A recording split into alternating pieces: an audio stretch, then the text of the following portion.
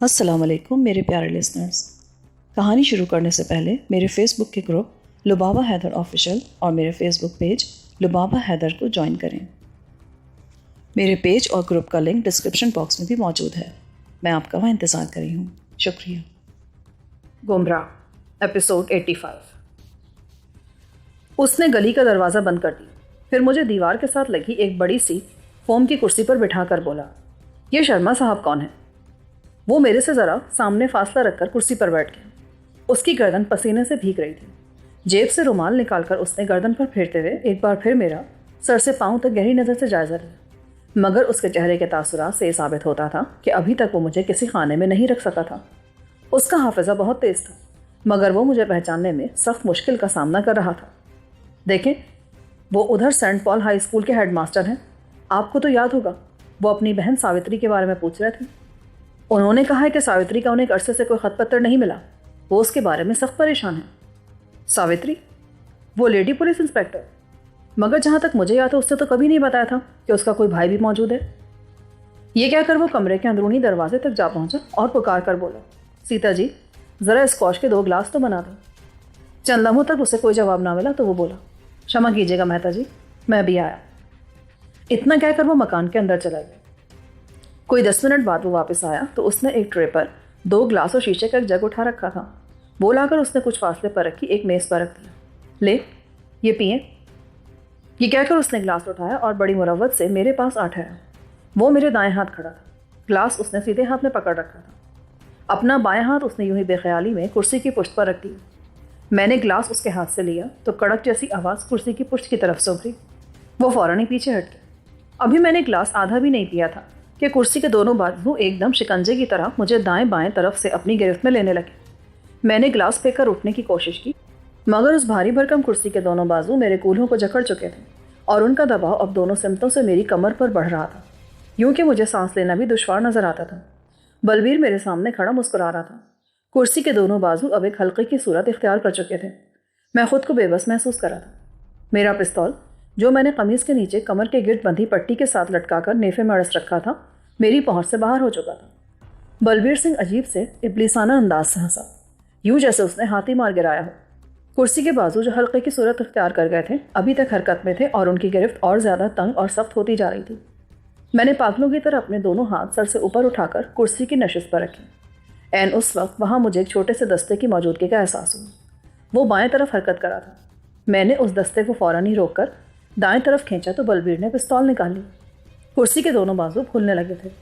हाथ ऊपर उठा लो मिस्टर मेहता, वरना मैं जिम्मेदार नहीं होऊंगा। कुर्सी के बाजू खुलकर फ़ौरन ही अपनी जगह पर चले गए।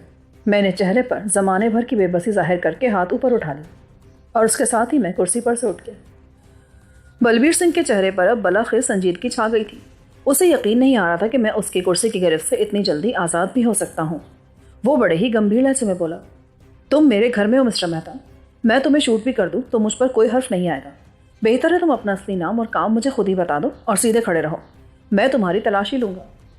ये कहकर उसने पिस्तौल की नाल मेरी कनपट्टी से लगाकर जेबों से कागजात और नकदी निकाल ली। फिर उसने मेरे नेफे में अरसा पिस्तौल निकालने के लिए पेटी खोलनी चाहिए तो मैंने बिजली जैसी सूरत से उसकी दाएं कलाई पकड़कर ऊंची उठा दी। ट्रिगर पर उसकी उंगली दबी और कमरे में गोली की आवाज़ गूंज गई। मैंने उसे फिर संभलने की मोहलत नहीं दी। उसकी कलाई पर मेरा एक और झटका बहुत काफ़ी साबित हुआ। पिस्तौल दरी पर गिरा और मैंने उसका बाजू मरोड़कर कमर से लगा दिया। एन उसी वक्त कमरे का कभी दरवाज़ा खुला। बलबीर की बीवी सीता और उसकी माँ चीखती हुई अंदर आ गई। मैंने बलबीर की कमर में बाईं कोहनी मारकर उसे नीचे झुकाया और उसके साथ ही नीचे झुककर फर्श पर पड़ा उसका पिस्तौल उठा लिया। भगवान के लिए मेरे बेटे को छोड़ दो, बलबीर की माँ हज़ियानी कैफियत में बोली। मैंने बलबीर का बाजू छोड़ दिया। बेहतर यही है बलबीर सिंह, तुम इत्मीनान से बैठकर मेरी बात का जवाब दो और मुझे अपना दुश्मन ना समझो। मैं तुम्हें कोई नुकसान पहुंचाने नहीं आया हूँ। इस बार भी मैंने उम्दन अपनी आवाज़ का तगय्युर बरकरार रखा। वो अपनी कलाई का कोहनी तक मलता हुआ दीवार से जा लगा। इसे समझाएं माँ जी, घर आए हुए मेहमान से सलूक करते हो तुम लोग। अब की बार मैंने उस मनहूस कुर्सी के अक़ब में खड़े होकर अपना वो पिस्तौल निकाल लिया जिस पर बालक राम ने साइलेंसर भी लगा दिया था। मेरे दाएं हाथ में पकड़े बलबीर के पिस्तौल का रुख भी उसके सीने की तरफ था। बैठ जाए श्री बलबीर सिंह और इत्मीनान से मेरी बात का जवाब दें। मैं सावित्री के बारे में पूछ रहा हूँ। आप भी बैठ जाए माँ जी, और बहन जी आप भी इधर तशरीफ़ रखें। मेरी बात का उन सब पर खातिर का असर हुआ और वो तीनों सामने की दीवार के साथ लगी कुर्सियों पर बैठ गए। मुझे बताएं बलबीर सिंह जी, मेरी बात का जवाब दें। मैं यहाँ खून खराबे के लिए नहीं आया हूँ। ये कहकर मैंने तपाई पर रखे अपने कागजात बलबीर की तरफ बढ़ाए और नकदी जेब में डाल ली। मैं आज ही लाहौर से वापस आया हूँ, अपने पुराने दोस्तों से मिलने वहाँ गया था। मैंने शर्मा को फ़ोन किया तो उसने मुझे ताकीद की कि मैं आपसे मिलकर उसकी बहन के बारे में मालूम करूँ। मुझे बताएं कि वो कहाँ है। वो मर चुकी है। उसे ख़ास मिशन पर हमने पाकिस्तान भेजा था, मगर वो वहाँ अपनी जान से हाथ धो बैठी। किस मिशन पर? इसकी तफसील मैं आपको नहीं बता सकता। मुझे सख्ती पर मजबूर ना करे बलबीर सिंह जी। सावित्री मेरी मंगेतर भी थी। मैं उसके बारे में कोई झूठ बर्दाश्त नहीं कर सकता। अभी भी मौका है। अपनी अकड़ वो ख़त्म करके मुझसे सीधी तरह बात करें। इन्हें बता दो काका जी, आखिर इसमें हर्जी क्या है? मैं उस मिशन की कोई बात इन्हें नहीं बता सकता। यही बहुत काफ़ी है कि वो मर चुकी है और महकमे की तरफ से 50,000 का चेक उसके पिता को भेजा जा रहा है। दाएं हाथ की दीवार में एक छोटा सा दरवाज़ा था। मैंने पिस्तौल का रुख बलबीर की तरफ रखकर उसे खोला तो मालूम हुआ कि वो एक छोटे से कमरे में खुलता था जिसे वो बाथरूम के तौर पर इस्तेमाल करते थे। मैंने पलट कर तहकुम आमेज़ लहजे में कहा, माँ जी मुझे क्षमा कर दें, आप ज़रा देर के लिए बहन जी के साथ उधर बैठ जाएं। मैं इनसे कुछ ज़ाती बातें करना चाहता हूँ। मुझे अपनी शान में किसी गुस्ताखी पर मजबूर ना करें। मैं आपको विश्वास दिलाता हूँ कि मैंने कोई नुकसान नहीं पहुँचाऊँगा। मुझे अपनी आवाज़ का तग़य्युर बरकरार रखने में शदीद नाकामी हो रही थी। उसका सबूत बलबीर के चेहरे पर फैले तहय्युर से मिल रहा था। उठिए, मैंने उन दोनों को मुतज़ब्ज़ब देखकर डांटते हुए कहा।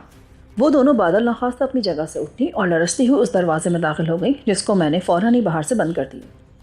उस स्टोर रूम में कोई और दरवाज़ा ना था, न रोशनदान, मगर मुझे यकीन था कि वो वहाँ दम घुटकर नहीं मरेंगी। हाँ तो बलबीर सिंह जी, अगर मेरी मालूमात दुरुस्त है तो मुझे ये कहने में कोई बात नहीं कि किसी ज़माने में आपका नाम आगा बिलाल अहमद भी था। मेरी ये बात उसके कान में गोली की तरह लगी। उसकी आंखें हैरत की फरावानी से खुल गईं। देखो, मेरे सामने तुम झूठ नहीं बोलोगे। बताओ, मैं सही कह रहा हूँ ना? अपने होठों पर ज़ुबान फेरते हुए वो बड़े मुज़महल लहजे में बोला, ये दुरुस्त है, मगर ये ऐसा राज है जिसे मेरे महकमे के चंद आला तरीन अफसरों के सिवा कोई नहीं जानता। तुम्हें ये बात किसने बताई? तुम्हारा असली नाम वो था या ये?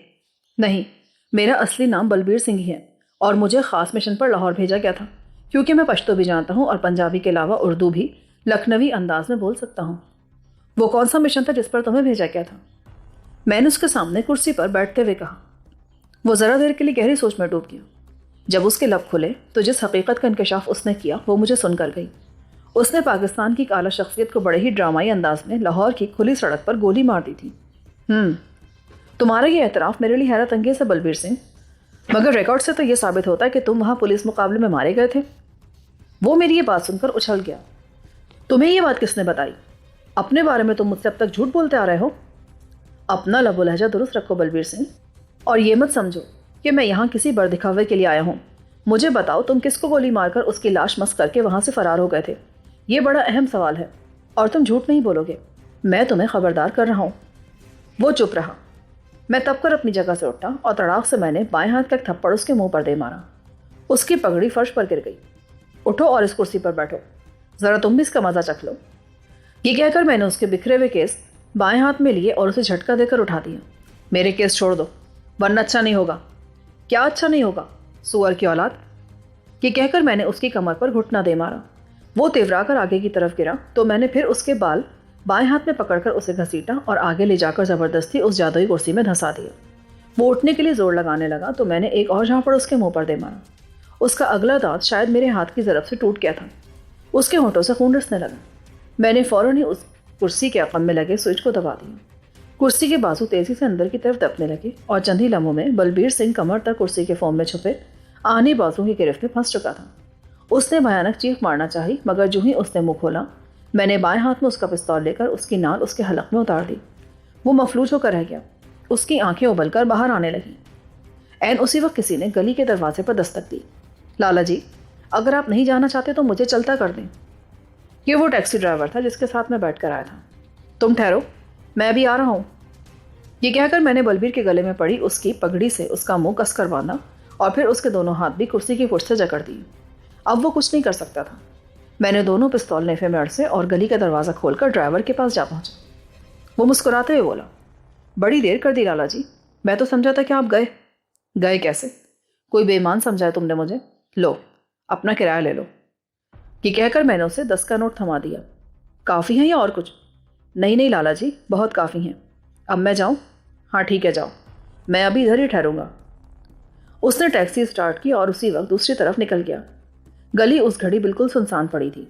मैं तेज़ तेज़ कदम उठाता एक बार फिर बलबीर के मकान तक पहुंचा और उसका मुकफ्फल मोटरसाइकिल पिछले पहिए की तरफ से उठाकर डेवड़ी में ले गया। जब मैं दोबारा बैठक में दाखिल हुआ तो स्टोर रूम के दरवाजे को दोनों औरतें बुरी तरह पीट रही थीं। उनके वायवेला बढ़ जाने का खदशा कभी हुआ तो मैंने आगे बढ़कर दरवाजे की चटखानी खोल दी। वो दोनों पागलों की तरह मुंह खोले चीख रही थीं। मैंने उनकी गर्दनें हाथों में लेकर बैक वक्त दोनों की रगे एहसास मसल दी। उनसे छुटकारा हासिल करना लाजिम हो गया था। उनकी तरफ से मुतमईन होकर मैं फिर बलबीर के पास जा पहुंचा। उसके मुंह पर से पट्टी हटाकर मैंने जग में से शरबत निकालकर ग्लास में डाला और उसके मुंह से लगा दी। वो एक ही घूंट में सारा ग्लास चढ़ा गया। प्यास ने उसे निढाल कर रखा था। मैंने एक ग्लास उसे और दिया। उसने वो भी खटाखट पी ली।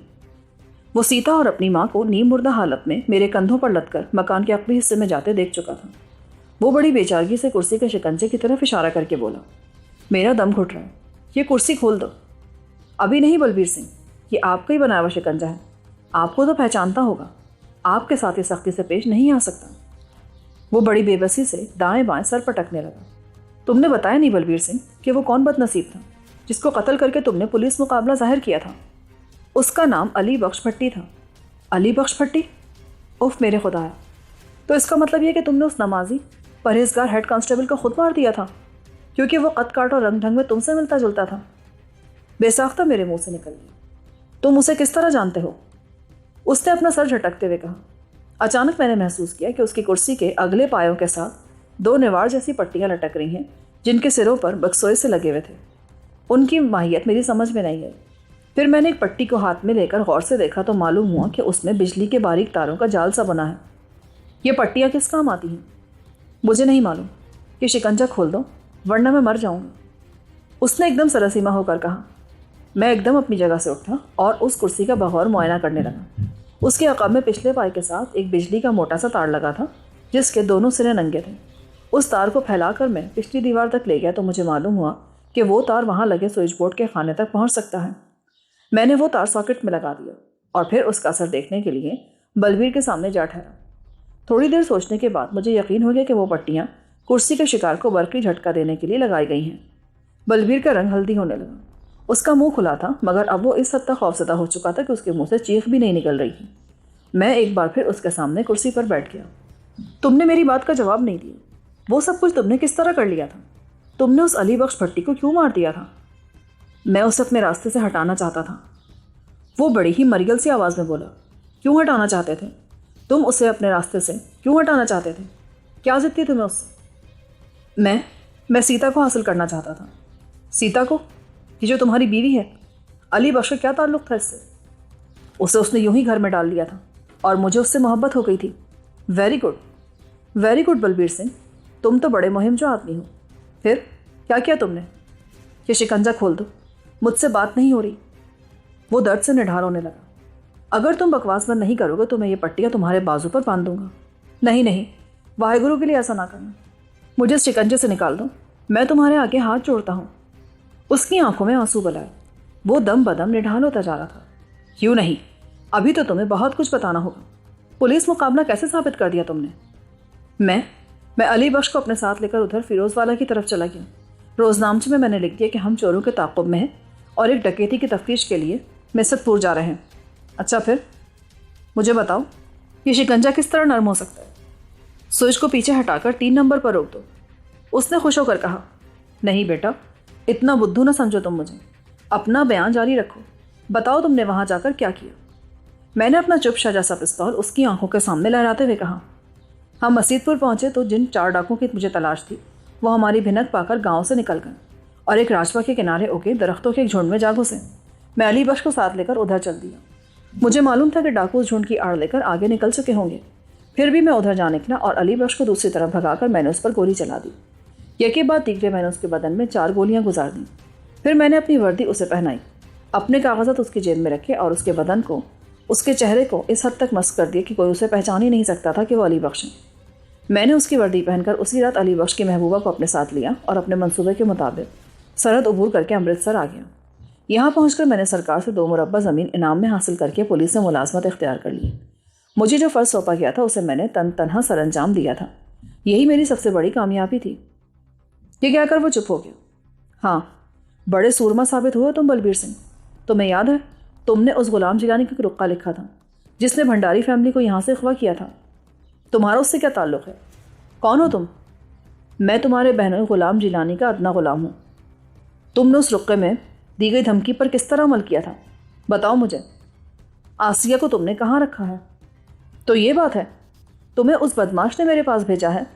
मैं भी यही सोच रहा था कि उससे कमतर दर्जे का कोई आदमी यूँ मुझ तक नहीं पहुँच सकता। तुम भाई हो उसके। तुम्हारी आंखें उससे हैरत अंगेज हद तक मिलती जुलती हैं। तुम्हारा रंग, माथा, तुम्हारे हाथ का लमिस, सब कुछ मुझे यही बताता है कि तुम गुलाम जिलानी हो। मगर वो तुम जैसा बंदर का मुंह नहीं रखता।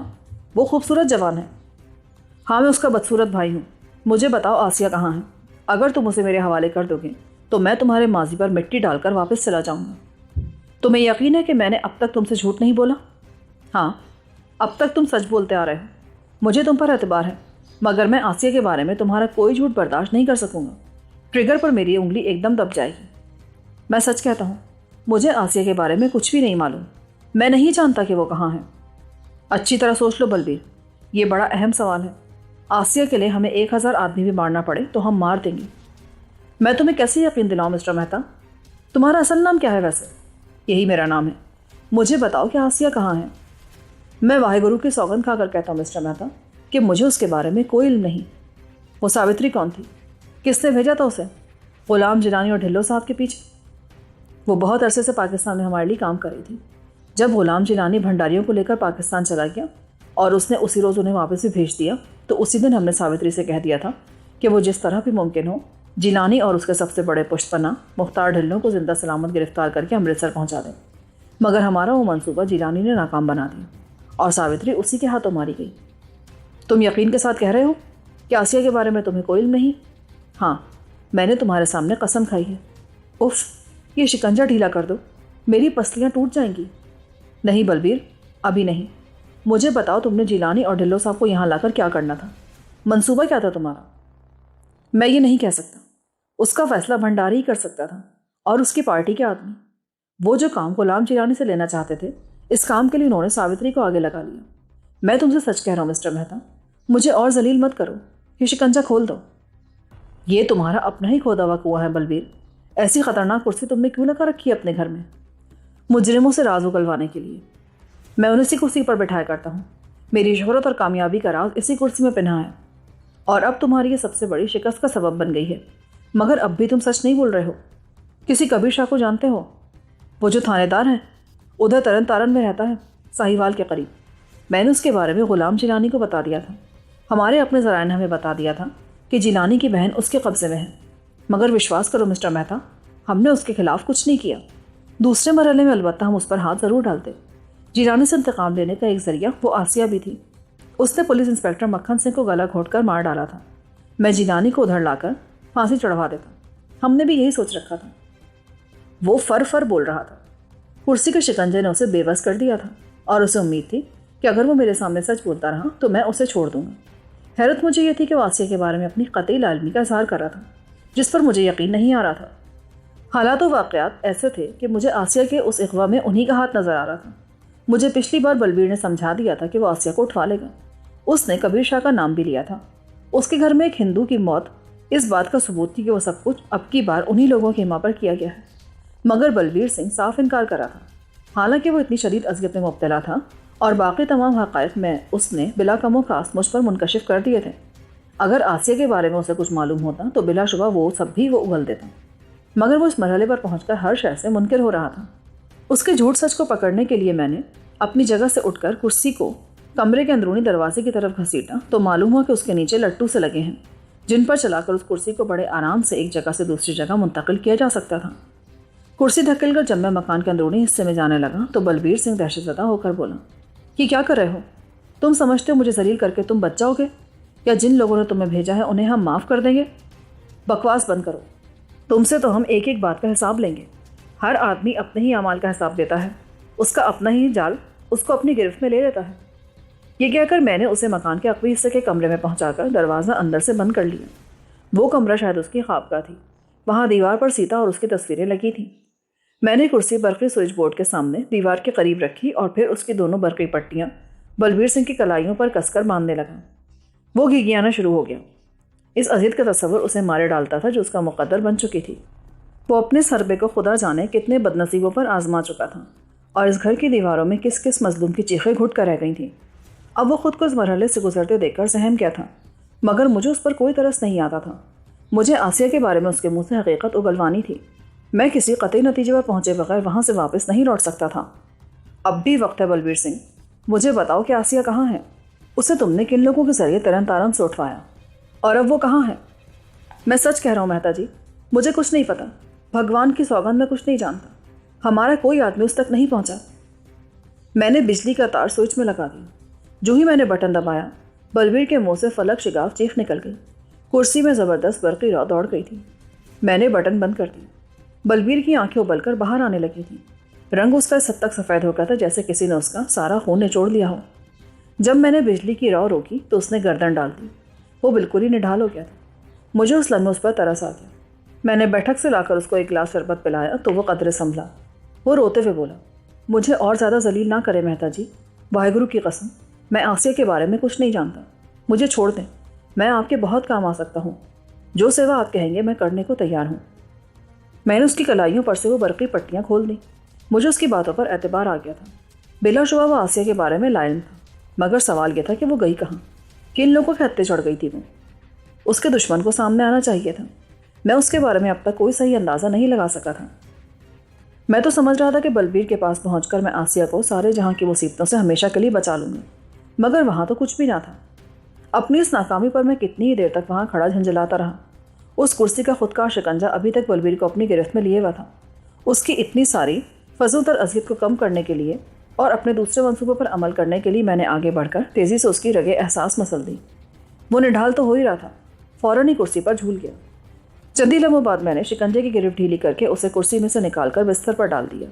मैं उसे हर कीमत पर पाकिस्तान पहुंचाना चाहता था ताकि उसके साथ इंसाफ तो किया जा सके। मेरे दिल में आई कि मैं सीता को भी साथ ले चलूँ, मगर वो महज एक बोझ साबित होती, क्योंकि इस सारे खूनी ड्रामे में उसका कसूर सिर्फ इतना था कि वो अली बख्श से बेवफाई करके बलबीर के जाल में फंस गई थी। हाँ, अलबत्ता वो बलबीर के खिलाफ एक ठोस गवाह बन सकती थी और ये बात कानूनी ज़रूरत को पूरा करने के लिए नागुज़ीर नज़र आती थी। मैं कितनी ही देर तक घर के मुख्तलिफ कमरों का जायज़ा लेता रहा। बलबीर के घर में एक 4 फुट ऊंचा सेफ भी मौजूद था। उसकी चाबियां मुझे सीता की सिंघार में इसके निचले खाने से मिल गईं। मैंने वो सेफ खोला तो ये देखकर हैरान रह गया कि उसमें 2,72,000 के करेंसी नोट मौजूद थे। उसके अलावा सीता के तलाई जेवरात भी थे जिनका वजन एक सेर से किसी भी तरह कम ना था। वो तमाम चीज़ें मैंने एक ब्रीफ केस में भर ली। बलबीर की माँ की ज़रूरत का ख्याल करते हुए मैंने कोई 50,000 रुपये सेफ में छोड़ दिए। बलबीर को सरकार की तरफ से इनाम में दी गई 2 मुरब्बा ज़मीन उसकी किफ़ालत के लिए बहुत काफ़ी थी। सीता को भी मैंने पाकिस्तान पहुंचाने का फ़ैसला कर लिया। मैंने ब्रीफकेस में तमाम नकदी और जेवरात महफूज करने के बाद उनकी एक जस्ती पेटी खाली कर ली। उसकी तह में एक लिहाफ बिछाकर बलबीर और सीता को उस पर लिटा दिया।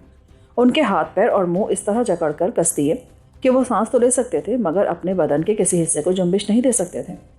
पेटी के 3 अतराफ में मैंने उनके मुंह के सामने एक नोकदार सलाख से कई सुराख डाल दिए ताकि उसमें से हवा का गुजर होता रहे। इस काम से फारिग होकर मैंने पेटी को ताला लगा दिया। अब मैं उन दोनों को बालक राम के अड्डे पर पहुंचाना चाहता था, क्योंकि उसने यही कहा था कि जिस आदमी की बरामद ज़रूरी हो मैं उसके पास पहुंचा दूं। और मेरा पहला शिकार बलबीर और उसकी गश्ती बीवी सीता थे।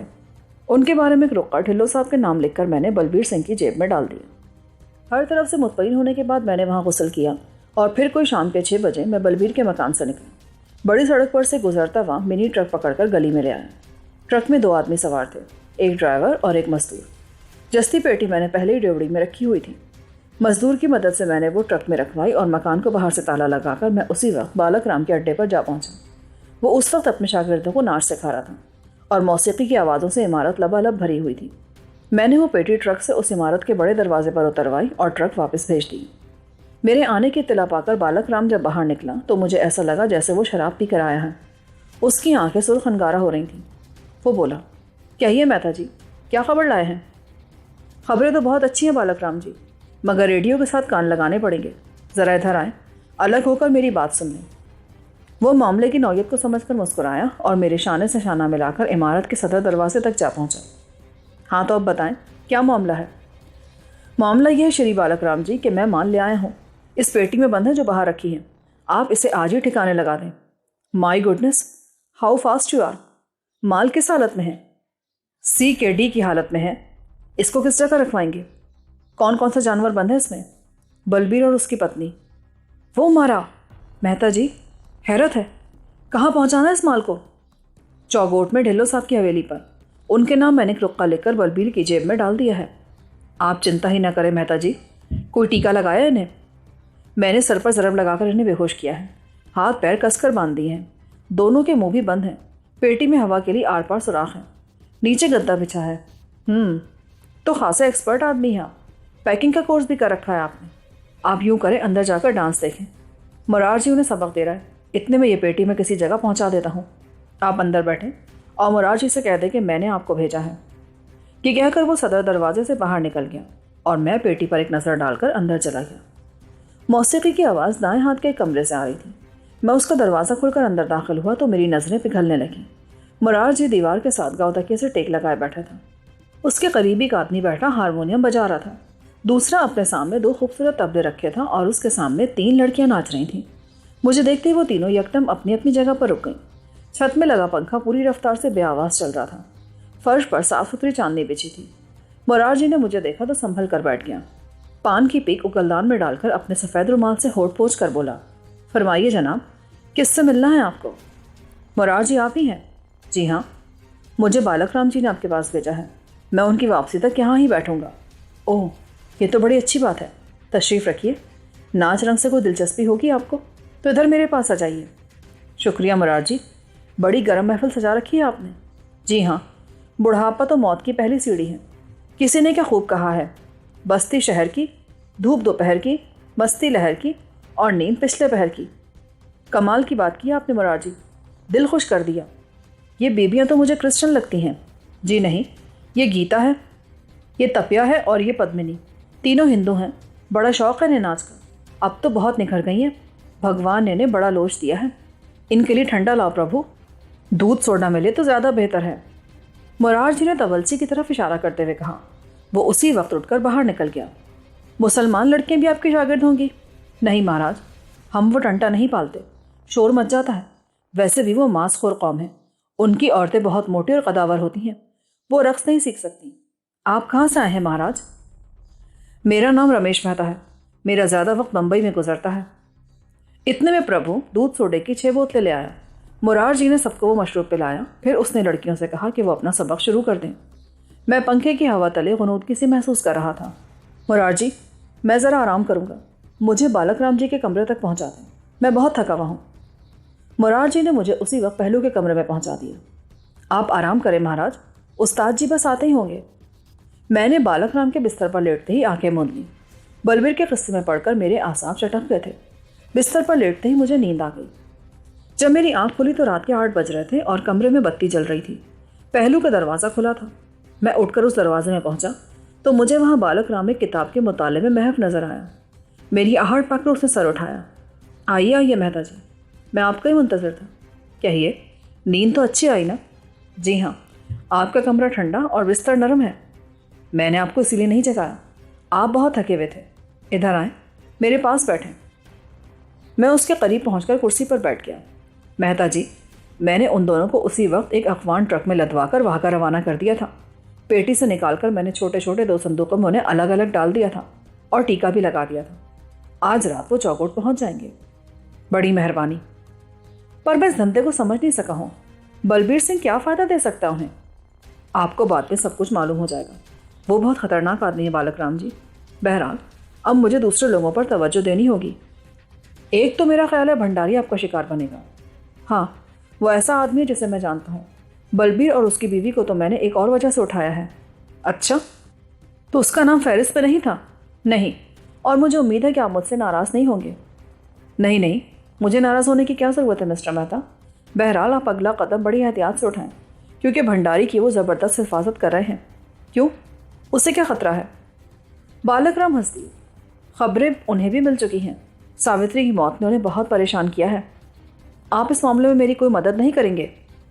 यही क्या कम है मेहता जी कि हम माल उधर भेज देंगे, वरना चूहे पकड़ने का काम तो कोई भी कर सकता है।